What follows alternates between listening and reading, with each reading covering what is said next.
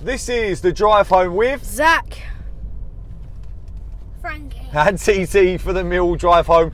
Driving home from the Den, where we finished Millwall 1, Wigan Athletic 1. A freezing cold Den. Today we will have the return of the ref watch, especially as we had the angry dwarf Keith Stroud. That will come. Obviously, we'll give the man of the match. If you could put a like on the video, we'd really appreciate it. It was a hard-fought point against two teams that didn't really look like they wanted to win the game, if I'm completely honest. Not enough chances created from either team. We'll break them down. Obviously, we're driving home now. An hour what? An hour and 45 minutes before England kick off in the quarterfinals of the World Cup. Morocco. Yeah, that's right, out of Francos. Morocco have just knocked out Portugal, so it's wide open, but it doesn't really mean anything unless we can get past this tough French team. And to be fair, I think it's going to be 50-50, but maybe we'll talk about a little bit of that at the end. We started with two changes today, with Mason Bennett coming in, and who's the other fella that's coming? I can't remember. But it was Long in goal. Hutchinson. Yes, Hutchinson, that's correct. Long in goal. A back four of Danny McNamara, Sean Hutchinson, Jake Cooper, and Murray Wallace as the left back. We had two holding midfielders. Obviously, they didn't want to let us go. In George Saville and Billy Mitchell. I've got to just concentrate on driving for a second. That's my priority, obviously, getting the kids home safe. Right midfield was... Who was in the right today? Vogelsammer, yeah. Mason Bennett on the left. The main man, Ian Fleming, as the central attacking midfielder, with Tom Bradshaw up front. Obviously, we're struggling at the moment. We've only got one fit striker. While we don't play or even put them on the bench, you know, some of the players from the youth team, because we have no attacking options to come and change the game, and that's really what happened today. And you know, Tom Bradshaw worked tirelessly, but you know, he kept running right until the last minute. So fair play to him, but it's not easy for him. We conceded the chance in the first 30 seconds. Yeah. Just that, you know, the goal came from a similar thing where we've just let a player run in midfield right through us, a cross in from the left. I think it was McLean. I think it might have been McLean, obviously the pantomime villain that he is. Crossed in from the left, and to be fair, the Wigan player has handled it. He kind of punches it, sort of like, well, he doesn't punch it, but he pushes it with his hand towards goal, and Longy makes a good save. Long's made a couple of good saves today, if I'm honest. That one, he's made a good save. We then go up the other end. It was Mason Bennett who was dangerous, but Ian Fleming's gotten the ball down the left, crosses it in for, I think it comes across to Bradders, who flicks it towards goal, and it looks like it might be sneaking in, but it doesn't. It gets cleared away. More chances happen in the first half than in the second half. A lot more. Yeah, certainly far more action. We create a chance before they score a goal. Really well worked bit of play.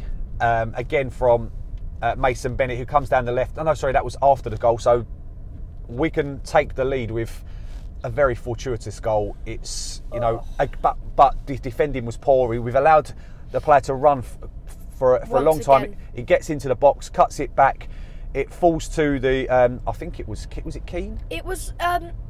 It kind of like it was bobbling around, and then a player tried to get a shot off it, deflected off Muzzer, then hit their striker, and then bobbled back to the player, and George Long had committed to the dive, the first place. Yeah, the first shot. Yeah, and then so then he's just got an open goal. It's really lucky, really unlucky from our point of view, lucky from their point of view. Puts them 1-0 up.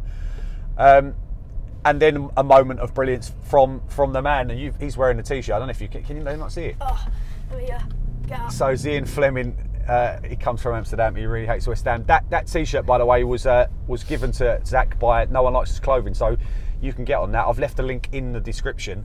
Yeah, he really likes that t-shirt, and the main man, you know, it's a really good ball actually from Danny Mack. Nice chip ball into Bradshaw. Bradshaw chests it down for Fleming, who volleys it. It's a really connects with it really well. Yeah, I was right in line with it, and just the way he got power onto the ball that was so dead.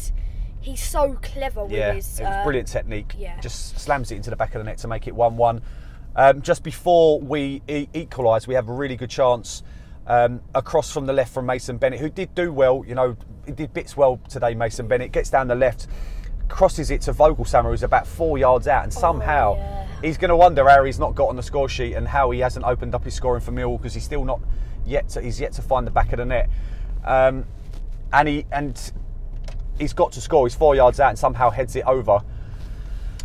We're going at half time. I'll now mention ref watch, because something that happened right before half time, and he's such an idiot of a ref. I'm telling you, there's a two-handed push in the back that is given for Wigan. The same thing happens right in front of us on a Millwall player, and he doesn't give it. He's so inconsistent. And you know, he's really frustrating. The amount of decisions that I just never know what he's going to give. I absolutely have no idea. There's no consistency, nothing with him. It feels like when you get Keith Stroud, Millwall fans sigh. We're like, oh, here we go again. Yeah, we're just in the queue for the Royal Drive Tunnel, so hopefully we can get in there. We don't need any delays, otherwise we're going to miss the France game. But yeah, that's enough about Keith Stroud. Half time comes and goes. We obviously don't make any substitutions or anything at that stage.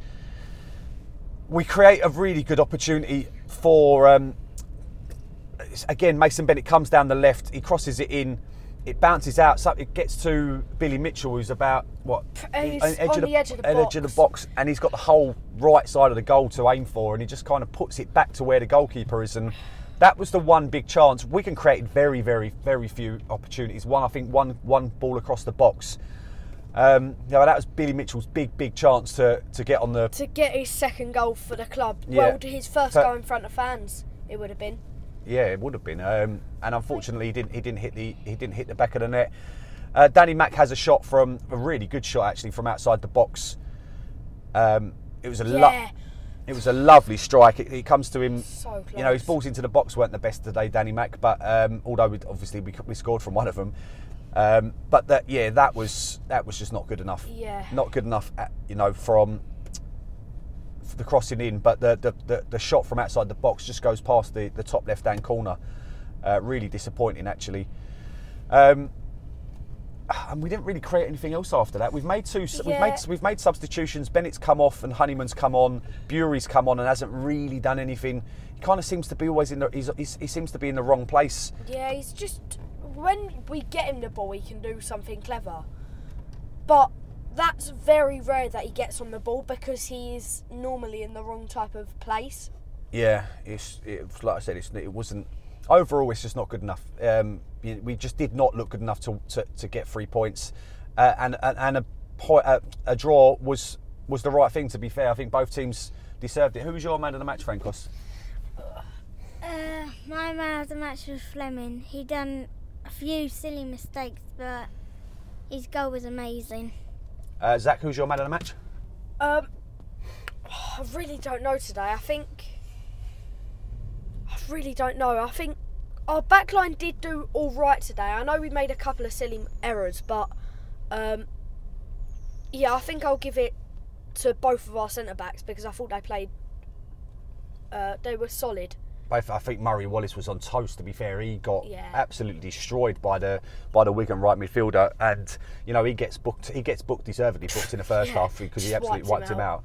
But I'm surprised Scott Malone doesn't come on, because Scott he has pace to burn. Yeah, he has pace, and Murray Wallace was getting, like I said, he was getting absolutely destroyed. It was a bad game for Murray Wallace. My man of the match, Zac Fleming all day long. He's a class above what we've got, and that finish was superb.